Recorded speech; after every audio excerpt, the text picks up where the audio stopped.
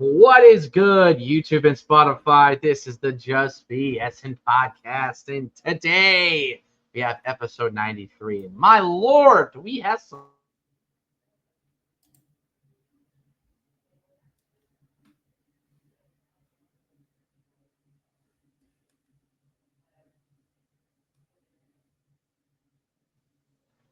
And it is going to be a rough one to get through. I thought I almost lost us, to be honest. I lost both of our screens for a minute, so that's why I was like, hopefully it doesn't crash, but we're good. We're good so far.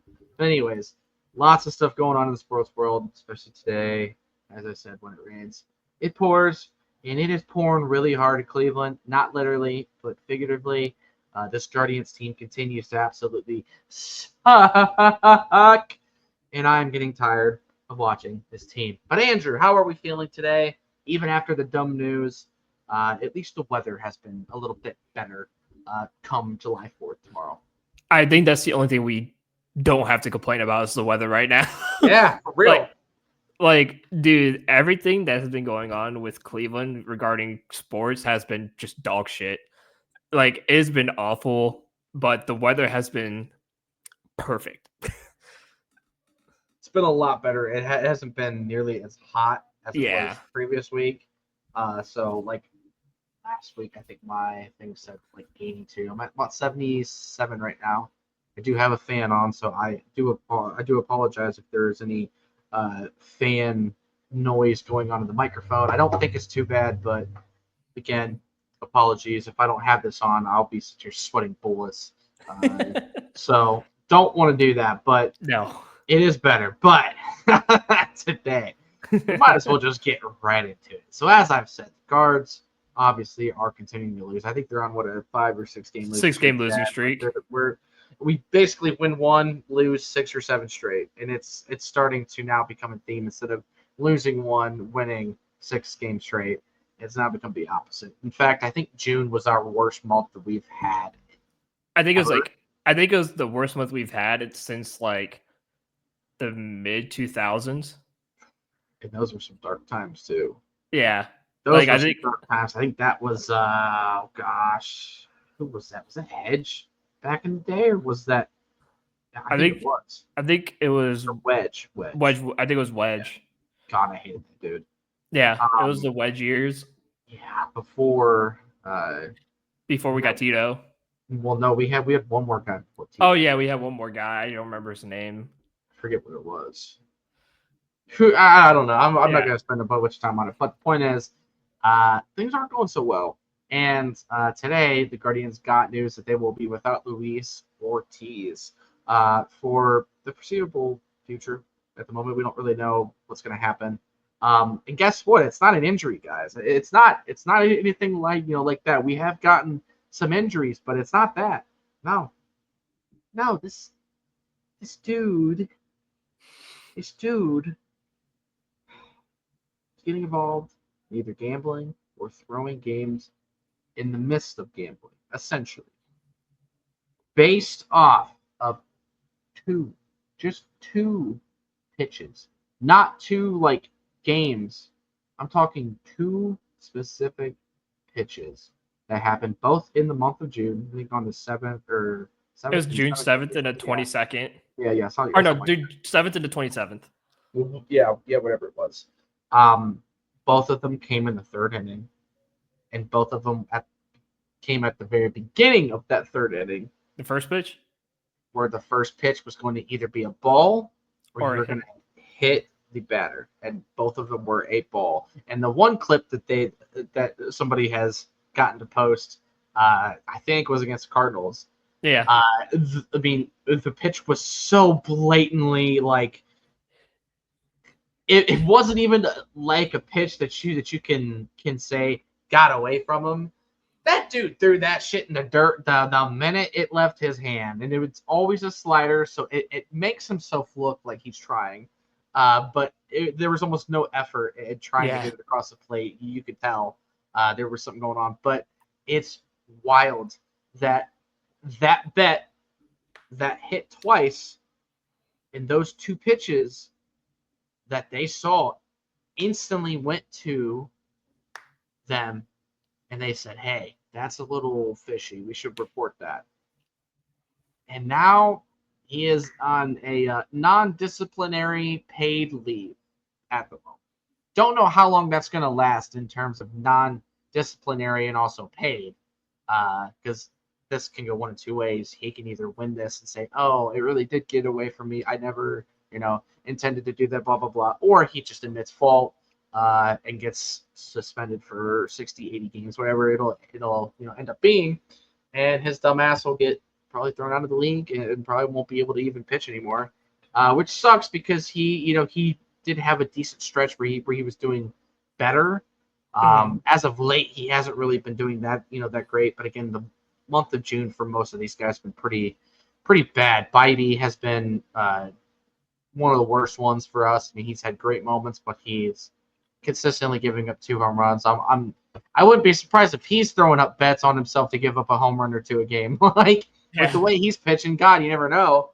And this team cannot score, and they just continue to lose, and they continue to not bring up guys like CDL, CAVS. They just brought up Rocchio because Arias almost broke his ankle because he was sliding near short and got caught in the grass because he's a dummy and doesn't know where he's at on the field. So, again, as I said a few minutes ago, when it rains, man, it pours. What the hell are we gonna do about this team at this point? For me, I'm waving the white flag. I'm bringing up the young guys, and I'm saying, hey, show me what you got. We're gonna play for 2027.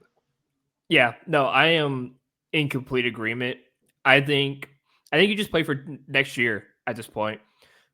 It's not like, what do you have to lose at this point? In all honesty, I get it. You're 3.5 back of the wild card, but at this point, I don't care. I thought we're gonna make it. Call up Chase DeLauder, call up Kafis, call up whoever, and let them get opportunities. Let them get them up here, get their opportunities. Get Juan Brito's ass up here. Let him get a shot. And honestly, hey, if these guys could change the course, there's still a chance you might make the playoffs. Yeah. If these guys could help change the course. But the thing is, these guys need a spark. They need an identity. And they're not getting it anywhere. No. And I think this whole thing, because even the reports during the Luis Ortiz stuff, a lot of the reports were saying that the whole locker room has just been disgruntled throughout almost the entire year. Absolutely. Everyone just seems like they're in such a depressed or down mood, and it's something's going on. It's deeper than just a gambling situation with Ortiz, but I feel like there's so much more going on that we're not being told. And I think there's something inside the locker room that's hurting this team really badly, and they got to figure out what the hell it is and get it the hell out so this team can get back on the run. Because was it the 2 trades in the offseason that really affected them? Losing Jimenez and Naylor, was it really that bad? Right. Matt Boyd legit called Stephen Vogt and apologized for going to Chicago, which is wild to me because obviously we didn't hear that part of anything. Yeah, that's insanity to me. And don't get me wrong, Boyd took the money because he was getting 2 years, almost damn near was 30 mil. And he's playing well in Chicago, by the way. Yeah, and there's no way we're going to match, and no matter what people think and say, whatever, there's no way we're going to match 30 mil for Matt Boyd, especially a guy who's 33 years old.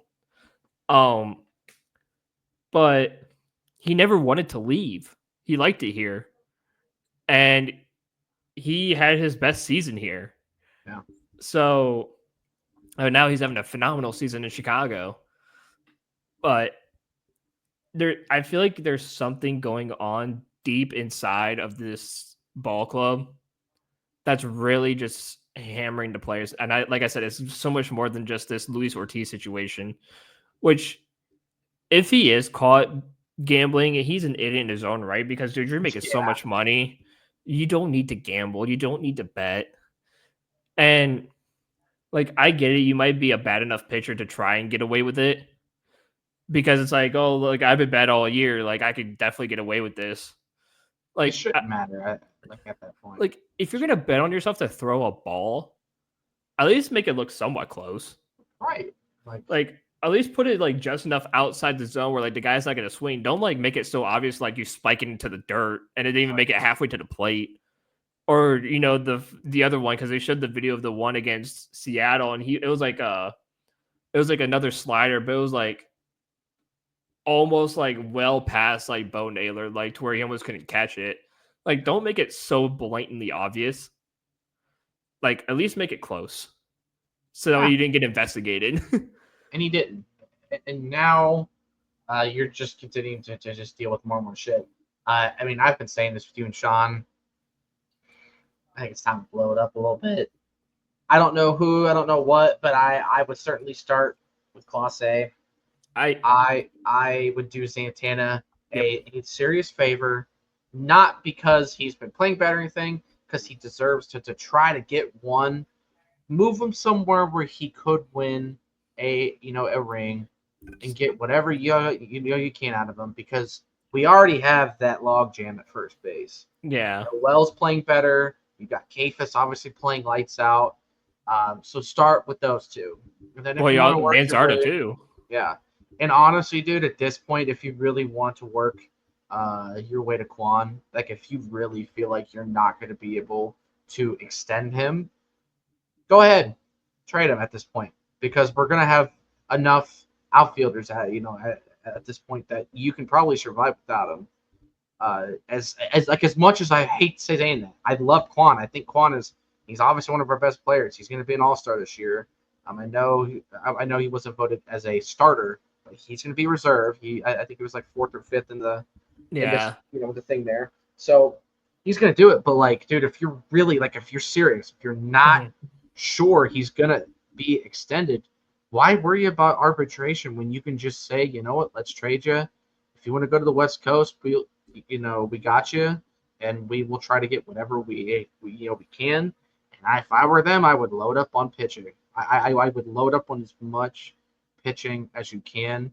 I think you have enough young guys down here that can learn how to hit and hit at the major league level. Yeah. That you may not have to bring in a bunch of those guys. Just load up on pitching and see what you got. But dude, this season is kind of chalked at this point. Like now we're getting to this part of the season where things haven't gotten better and they don't feel like they're going to get better. There's like this impending doom around this team that's all too familiar with us Cleveland fans. We know it bright and well with the Browns. It feels just like another Browns season for us, and it's not fun, but we're used to it. And for me, I think it's just time for the Dolans to blow it up a little bit. Otherwise, Antonetti's going to be on a major hot seat, on a major hot seat, because as at this moment, he's kind of failing us in terms of bringing the guys that he's starting to bring up and the guys he continues to keep. Jonathan Rodriguez is not a major league outfielder. You can quite literally DFA him and just let him go bye-bye. You don't even need to keep him at the farm. It's that bad. He doesn't belong here. Rocchio is getting to that point. I know he made some better plays last night, and we'll see. They'll probably give him a chance because they're gonna have to anyway with Arias down. But even Arias has been trash now. After his hot start, he's back to looking the same way he did the last 2 seasons. Yep. There's just too many holes, and we have too many people to potentially fill them. You got to give them a chance. If you don't, you're just wasting time, and the season's already been kind of a waste. Why waste any more time? Seriously, if CDL isn't up here by tomorrow, fans aren't going to be. We're wasting time at that point. We are, yeah, and we've both been kind of on board with I think it's going to happen. I think it has to happen at this point. CDL is going on a tear right now. He is absolutely killing. You need to bring him up. He's ready to play 5 or 6 games. He's young enough. He's got the stamina. You don't need to worry about that. Let it rip, man. Yeah, no. And the funny part is that the Columbus coaching staff even said that they're surprised that DeLauder's not up in Cleveland right now. And they even said the same thing about CAVS. They said, we don't understand how these two are not up in Cleveland yet. Because these two have Say the been, same thing about Brito now too. That Brito's yeah, starting to get hot again. yeah, and they're like, these two have been outstanding. Yeah. And it's like they should have had a chance a while ago. We don't get why they're not up. We don't get why they're not playing up at the major league level, but these guys deserve the shot and they deserve it now.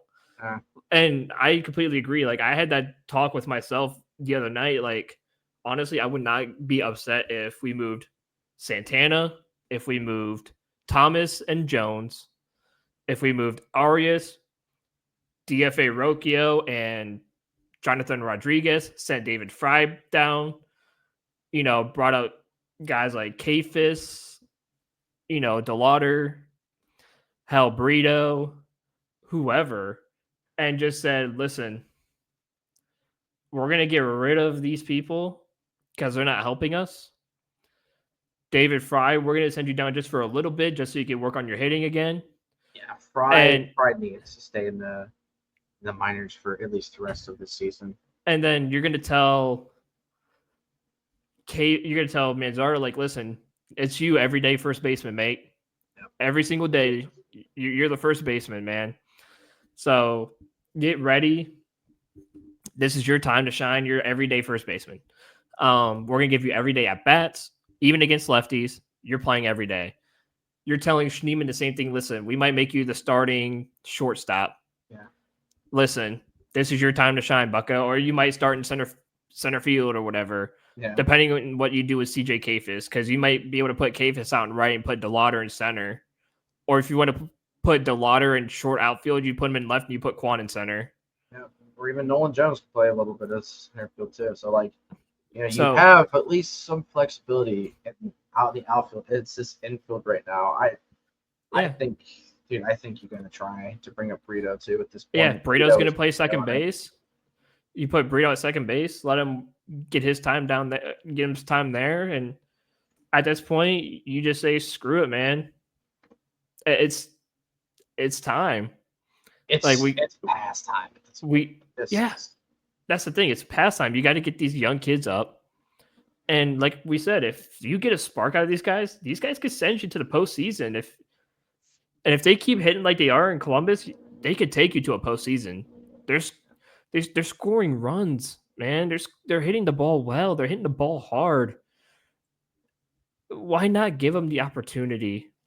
And that's the thing. I would not be surprised if it's not just DeLauder that gets called up, but you see like DeLauder and CAVS come up together just to be like, screw it. Let's just do it. Right. Because again, as we've been saying for the last 20 minutes, what do you have to lose? You're 40-44. Yeah.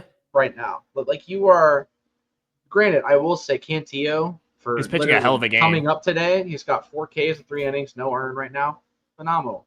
That's great. Give us 2 more innings of scoreless runs, and we'll be fine. But it looks like they got Eric Sabrowski in the bullpen right now. It's wild though that they DFA'd Allard and DFA Junis or the other guy that's giving us some problems. Junis and God, what's his freaking name now? We just said it earlier too. Mm-hmm. It's killing me. But like Junis should not see the mound. Kobe Allard, I thought he had a good game the other night. Yeah, he pitched like 2 or 3 innings of like solid shit. Like I don't think he's not the runs. He wasn't the problem at all. I just don't know what this organization is. I don't know what they're doing. And it's very frustrating. Can I be honest though? I don't know if they know. Matt Festa, that's who it is. Yeah, Festa. But yeah, Matt Festa, DFA him. Like it's getting to a point where like, hell, you DFA Junis and Matt Festa, just put Cantillo back in the bullpen. Yeah. And hell, because they called up Doug Nikhazy too. If Doug Nikhazy gives you some good time out of the pen, keep him in the bullpen too. Oh. Until you get a couple guys back. So I don't know why the front office is so scared to just be like, and I don't even think it's waving the white flag. It's just taking a chance on some of the young guys and be like, listen, screw it, let's do it, guys. Right. Like, prove to us that you belong here, and just rake. Do what you're doing in Columbus. Prove it to us that you guys deserve this, and you guys will be playing for the rest of the season. And hell, you guys will be getting if you help us make it to the postseason, you're getting postseason action. You're getting postseason time. So if I'm them, if I'm the front office, I'm giving him a chance. I'm giving a lot of those people down a chance. At this point, too, I wouldn't even care if they called John Kenzie Noel back up. Yeah, It just really. made him. It basically just made him. Columbus. Yeah, making him everyday DH at this point. Yeah. At least let him get every day at bats by putting him in DH. If you don't put him in the outfield. Yeah, it's wild how because we thought when we brought in Santana, like, oh, like he's gonna be like a DH.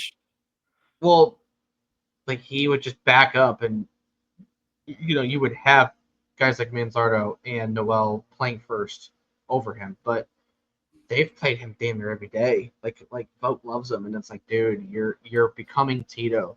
And Yes. his team is becoming the same team that we bitched about 3 years ago when Tito was here, and we had a terrible lineup to work with.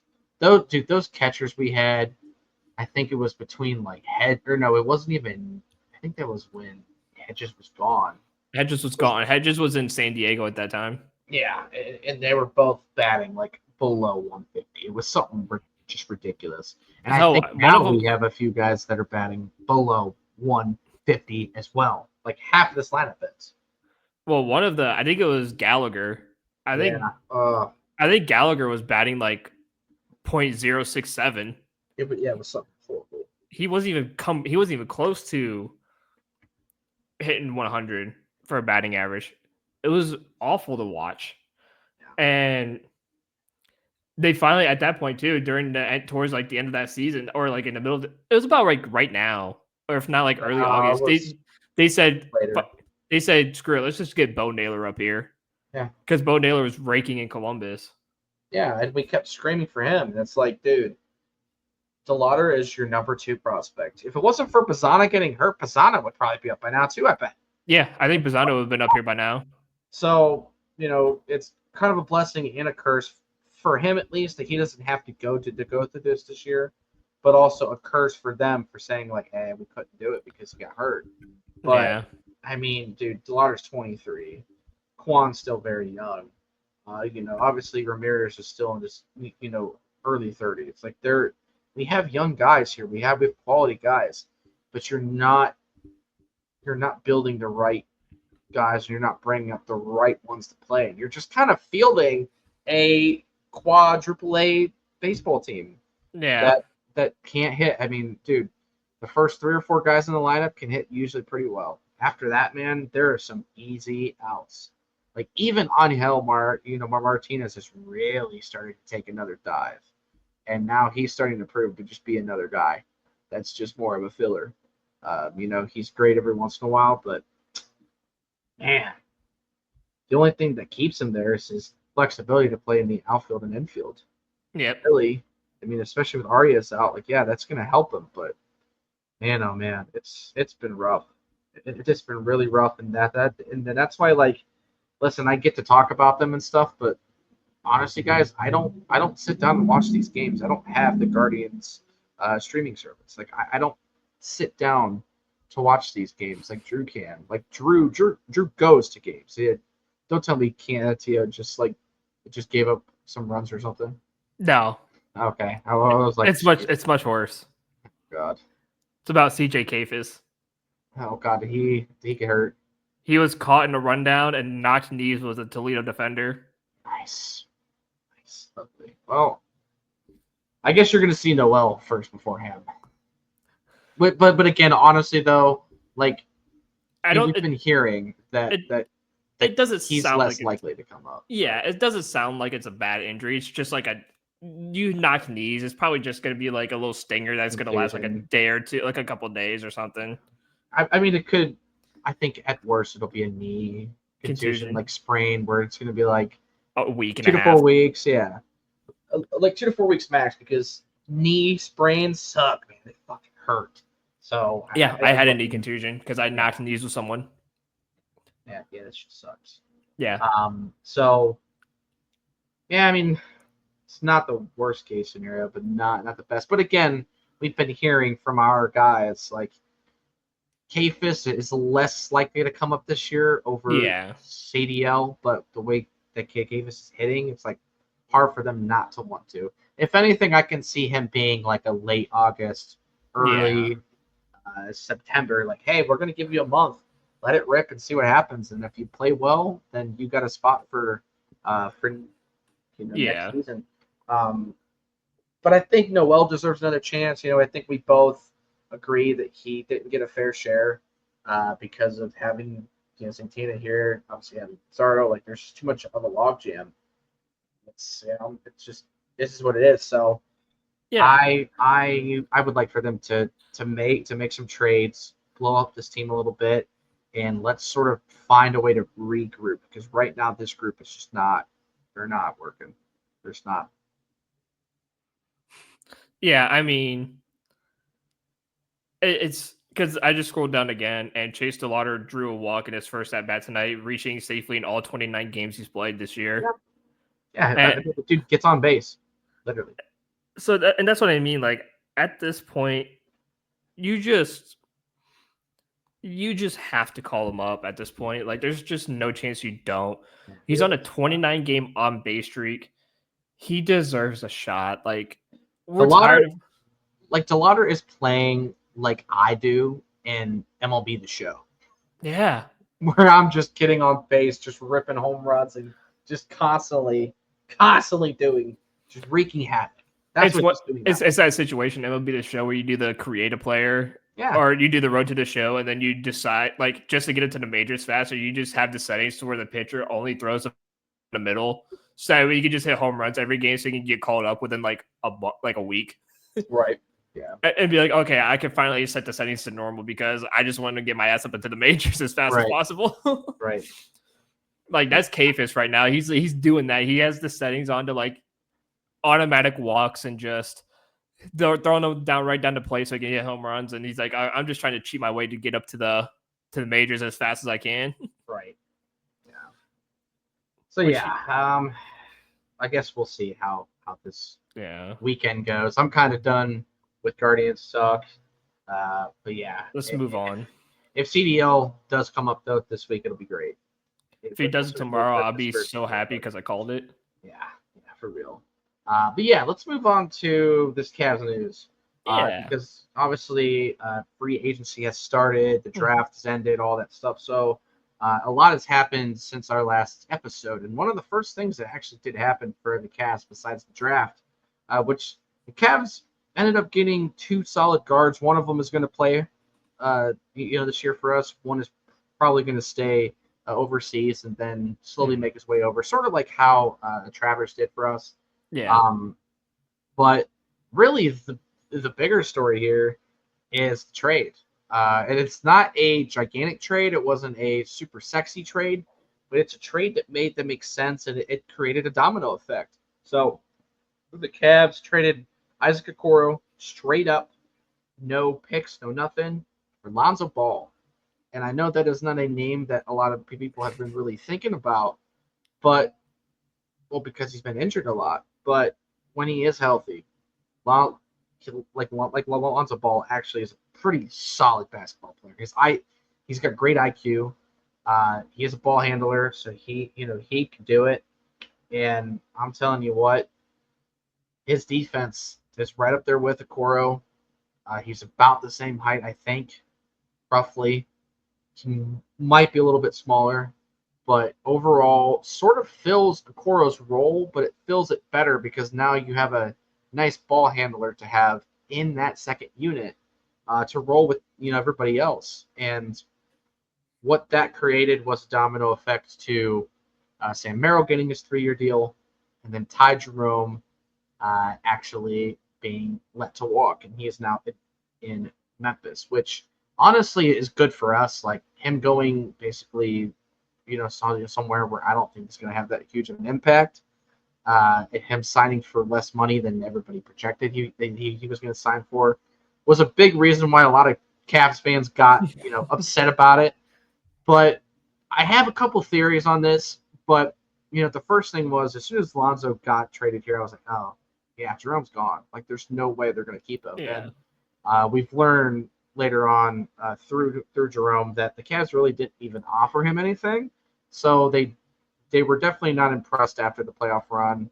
I think they got as much as they could out of him, but unfortunately, sometimes you have good players, and sometimes you have the ability to maximize and get a step above what that player is and potentially make out. I mean, that's exactly what the Thunder did when it came to Josh Giddey. Now, but Alex Caruso. Alex just fit the system better, and he ended up meshing with the team much better than Giddey would have. And Giddey's a better scorer, but Alex Caruso just fits what they needed him to do. And I think that is what you could see out of Lonzo. Lonzo is very selfless. He's probably the better of the Ball brothers in terms of that, because LaMelo's a little more cocky, a little more arrogant, a little more flashy. Great scorer, but has zero effort everywhere else. So for them to add him, again, if he's able to stay healthy and really contribute, he's going to be a great addition. Keeping Sam Merrill was great. Losing Ty Jerome sucks, but my next theory on this, and I do want your take on this as well, on top of the Ball trade, but I think the Cavs really, really like Craig Porter Jr., and I think he is going to have a larger role similar to what Jerome had this past year for next season. I really do think that they've liked what they've seen out of Porter. I think he's got a bigger bag than Jerome did. And although he's not really necessarily a bigger guard, he plays bigger. He's able to rebound. He's able to facilitate. He's just a better, more natural point guard than Jerome was. Jerome couldn't bring the ball up against the Pacers. Porter probably can.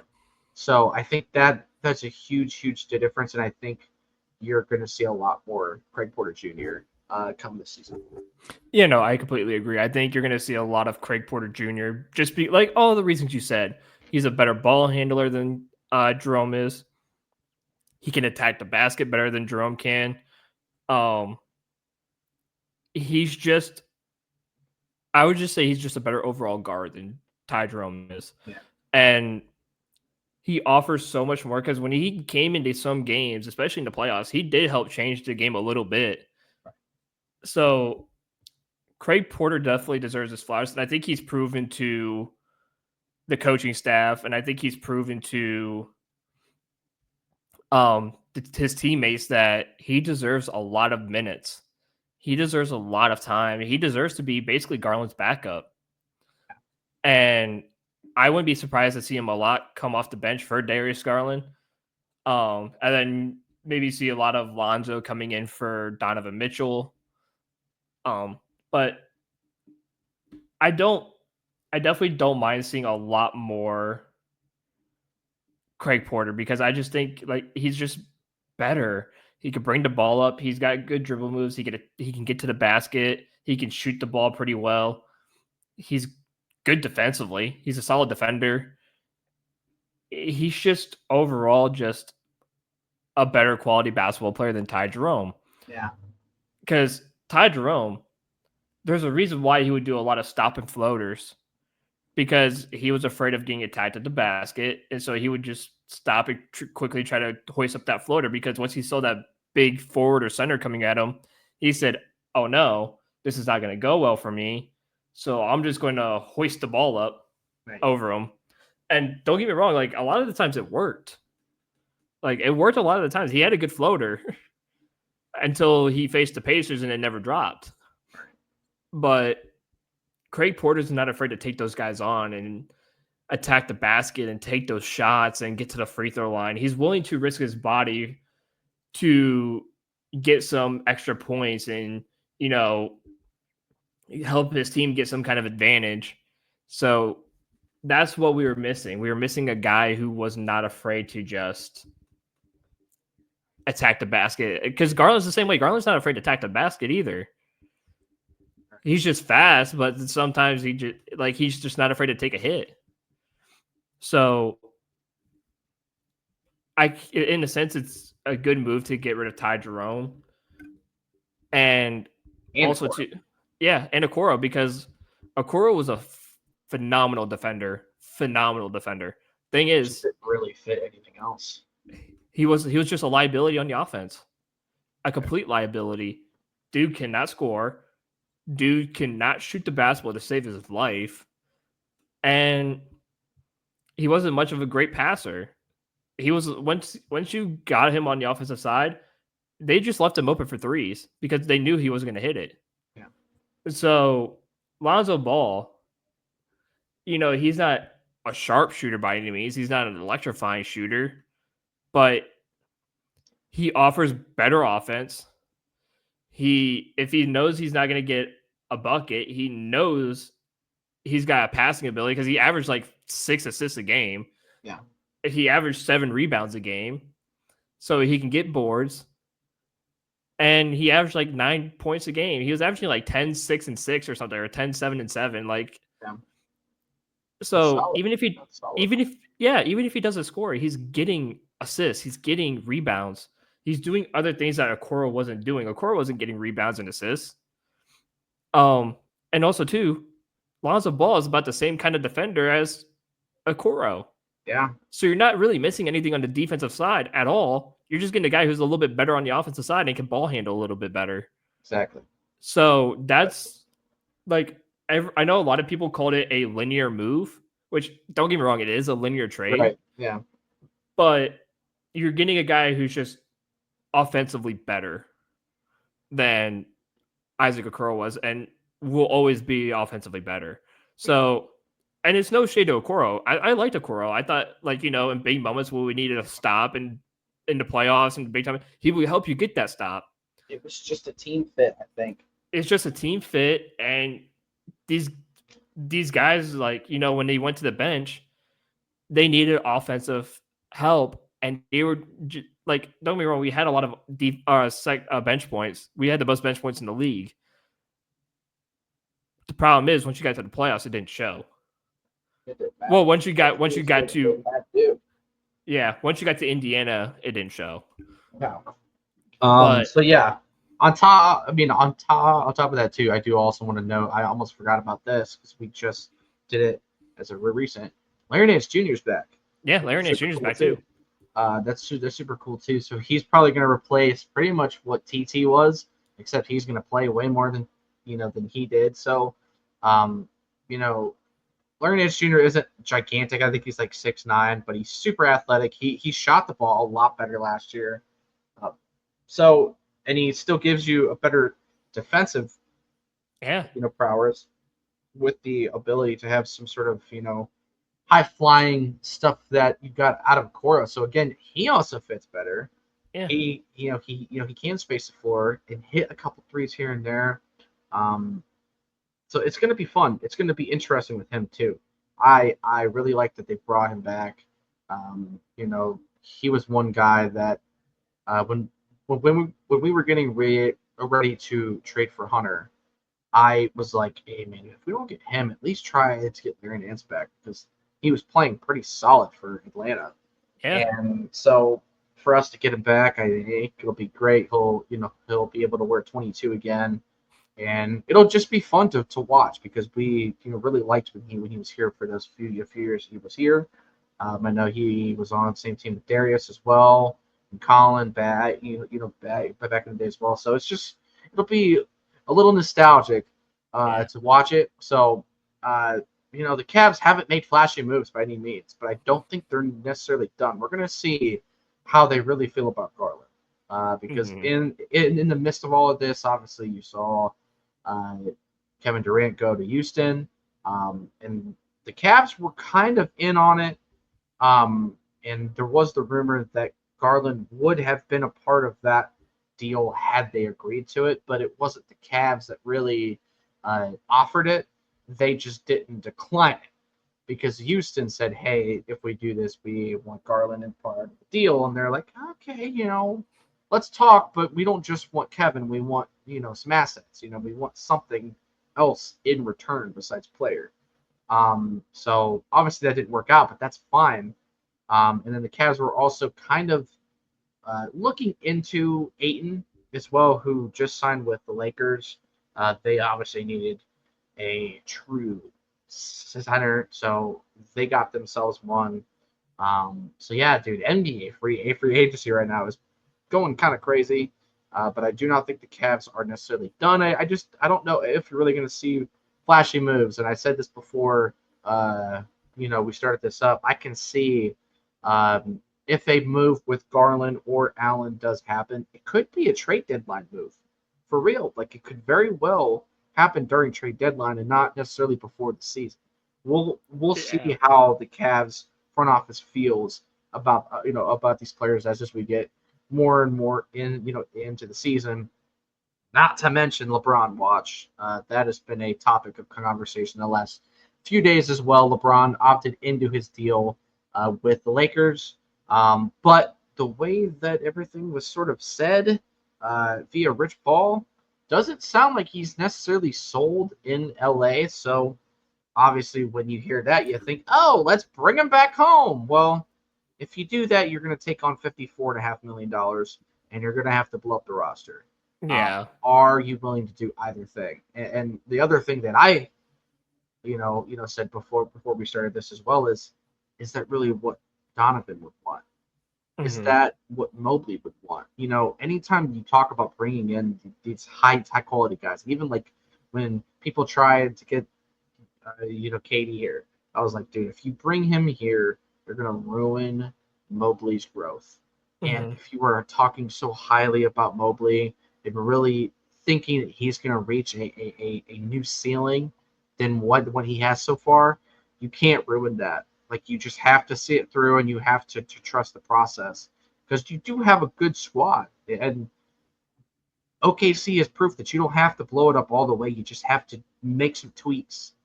That's all you need is some tweaks, some depth. And then if you have to make adjustments during the deadline, you do. And I think this year would be the year to really do it because the East is weak.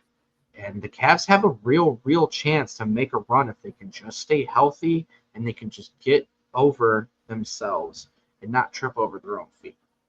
Yeah, I completely agree. And when it comes to stuff like LeBron and whatnot, I don't think you need him here at all.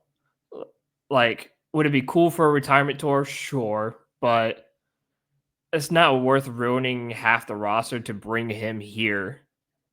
So I'm I'm not like overly against it, but I don't feel like blowing up a roster for a $54 million 40-year-old to come just to do what a 1.5 year retirement tour or one season, one option retirement tour.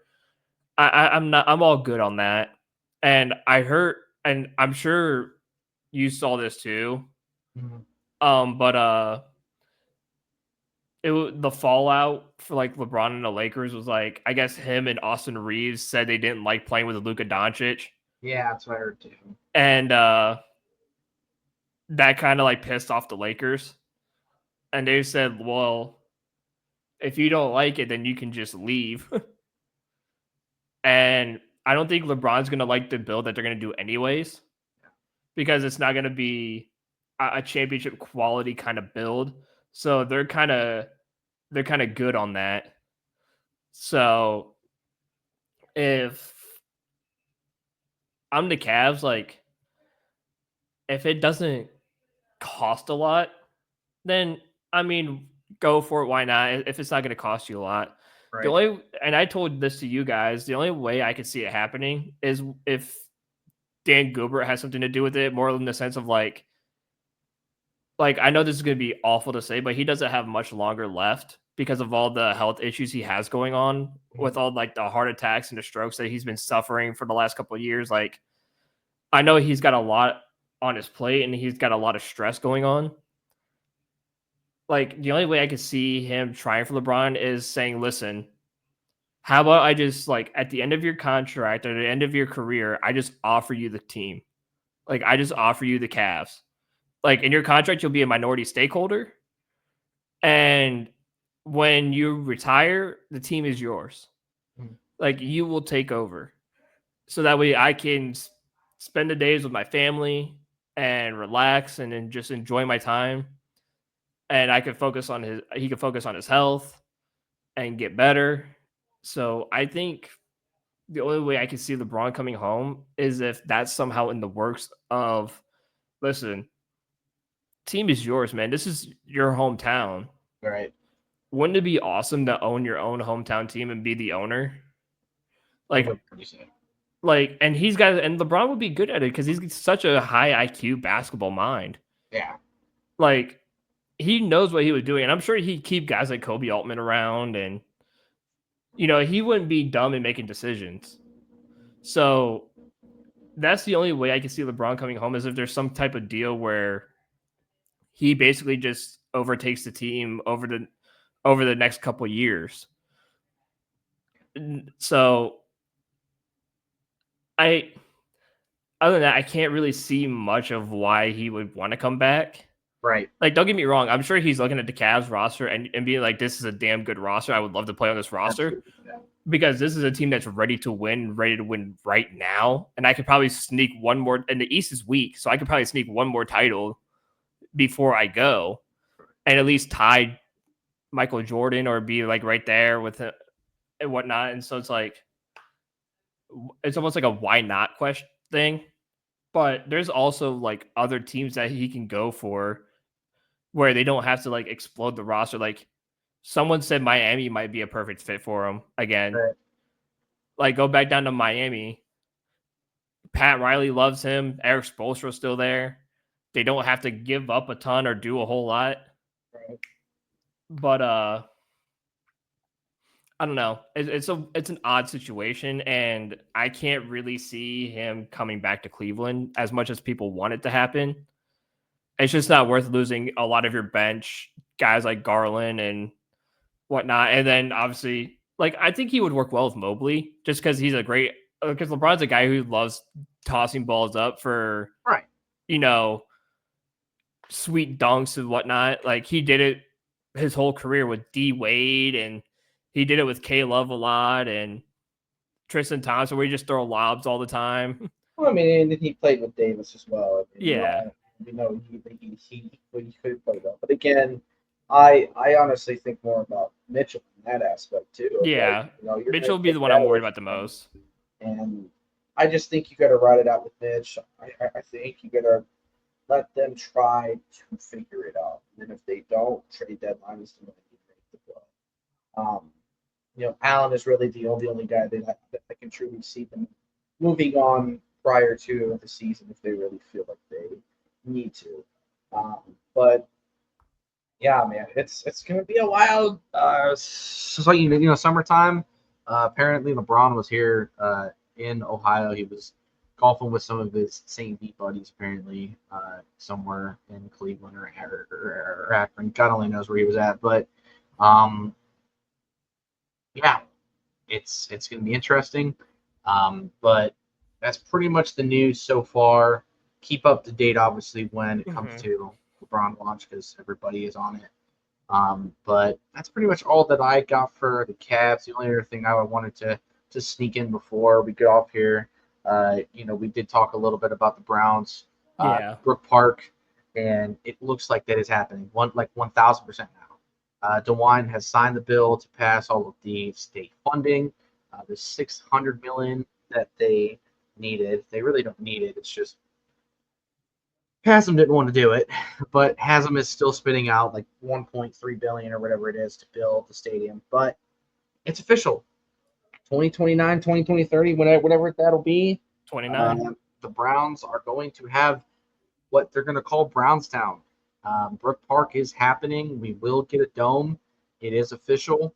And now the city of Cleveland is going to continue to try and fight them about the lakefront stuff, and we'll see where that goes. But they changed the Odell wall again, as we said last week. And Everything is now pretty much in motion. I'm excited about it. I don't know how you feel about Brook Park, but I'm stoked not only for the fact that we're going to have a dome and we get to enjoy games all year round, but also having other events there and just being a little bit closer for me at least is going to be awesome. I'm really excited about it. So obviously, like, I have a mix of emotions. Like, I'm obviously excited because it's a dome, and I think it's awesome that we're gonna actually play in a dome. But I'm also on the side too of, this goes against everything AFC North football. Because obviously, when I think of AFC North football, I think of cold games and snow and hard hitting defense and, blood battles and bloodbaths. And, you know, I think, like, and don't get me wrong, like, it wasn't the Browns who set the course, it was other teams that are setting the course for domes. And I wouldn't be surprised if domes take over the landscape over the next couple of decades and every team has a dome. But I'm going to kind of miss that AFC North, kind of feel to it where you're outside in the cold and you get that awesome hard hitting football and it's so fun to watch. And like, that's going to be a little ruined for me a little bit.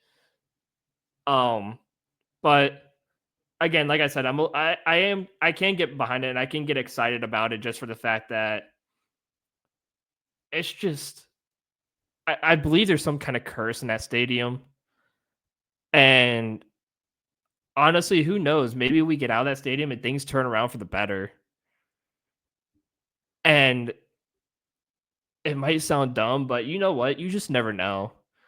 Like, maybe it was the stadium that was causing all the problems and why we sucked so bad. And, obviously, like, it's not just the stadium's fault. Like, we have had horrible ownership before the Haslams, and with the Haslams for a while, we've had god awful GMs and coaches and players and whatnot. So, like, obviously a lot of that takes part in it too. But the stadium itself, and we talked about this last week too, and the week before or whatever, there's not much more you can do with the current stadium. There's not much more that you can do. You can't build it up anymore. You put everything you could into it. And don't get me wrong, it's a good stadium. It's a decent stadium. And it served its purpose and it served it well. But Wow.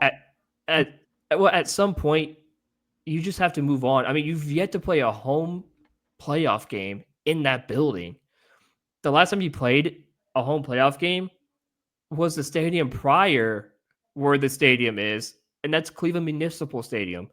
Yeah, it sat on top of where the current stadium is, but that was the last time you played in a home playoff game was during that era of that stadium. You have not played a home playoff game in this quote unquote new stadium that we've had for 28 years.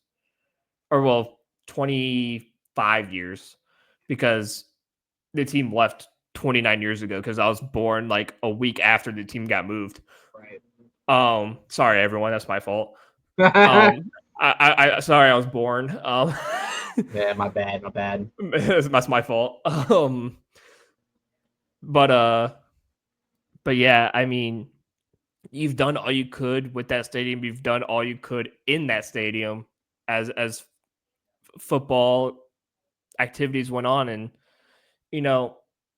all I can think of as a Browns fan for my whole life in that stadium is loss after loss after loss after loss after loss. And it's like, it gets infuriating walking into that stadium sometimes because, like, oh, here we go. We're going to get our ass handed to us again in this stadium. And I witnessed some horrible losses in that stadium live. Like last year or last season, I watched us get our butts kicked by the Giants. The year prior, I watched us get our butts kicked by a bunch of nobodies. What was it? 2022. I watched us lose to the Patriots with Bailey Zappi being the starting quarterback. Like, that was awful. Like, Bailey Zappi hung up, I think it was like 360 yards and like 4 touchdowns. I was like, who the hell is this? So there's just no good memories in that stadium besides like two, actually three. All three times when you clinched the playoffs in that stadium. 2002 with the Run William run, 20 the COVID season, and then obviously 2 seasons ago with Joe Flacco. Those were the only good memories that I could remember in that stadium. Was the three times you clinched the playoffs? Yeah, that and I would say the win against the Jets with Baker.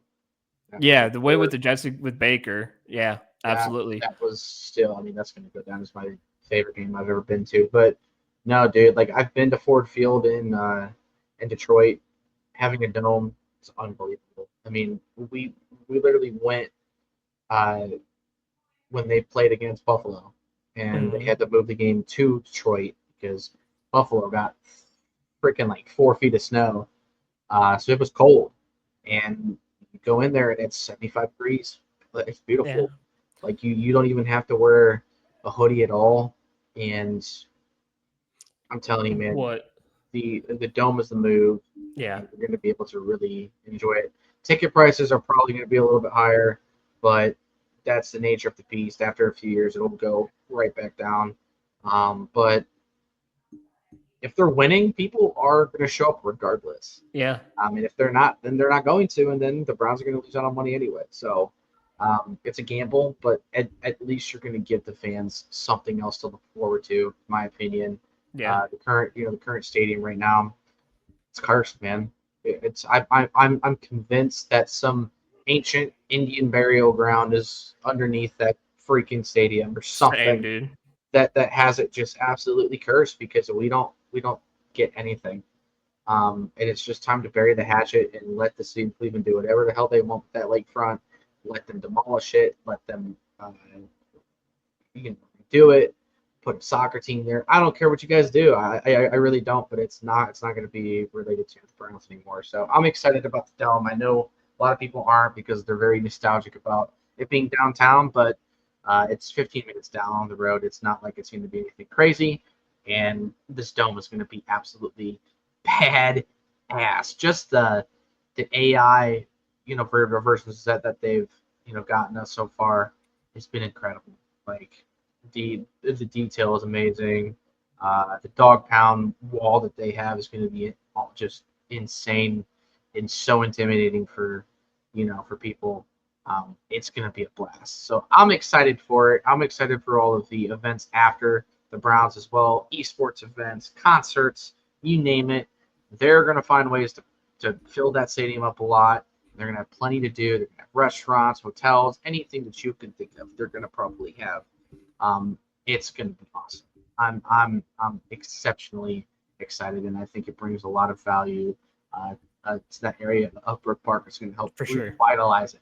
So I am very excited about it. So other than that, I really don't have too much more. We can go ahead and get to our sponsor if you don't have anything else to say. Yeah, just a quick shout out to our sponsors, Everlet Wins. For any sports betting advice or plays to boost your wins, talk to Tony and Greg. The links will be in the comment on YouTube and in the description of Spotify. Guys, go and check them out. They're very helpful. They help you win some money. So go and check them out. They are And amazing. listen, they really do win money. Like They win these money. these guys are retired because they are able to do this. So if Yeah. they are able to do it, So you can can too. You do not have to roll a big bank. They tell you not to do that until you physically can. So Yep. they don't pressure you at all to sort of win big. They just help you win consistently. And it's nice when you really don't know what you're doing in that space and you're starting to really learn stuff.